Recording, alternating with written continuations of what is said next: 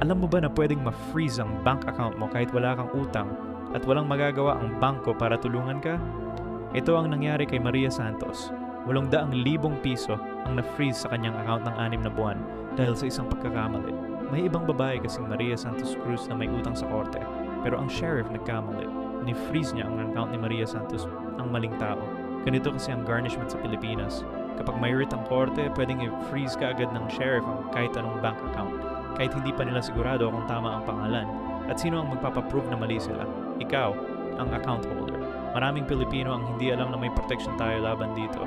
May mga pondo na hindi pwedeng i-garnish, tulad ng sweldo, retirement money, at family allowance. May emergency procedures din para ma-unfreeze ang maling na garnish na account. Pwede mo rin kasuhan ng sheriff ng contempt of court kapag mali ang ginawa nila.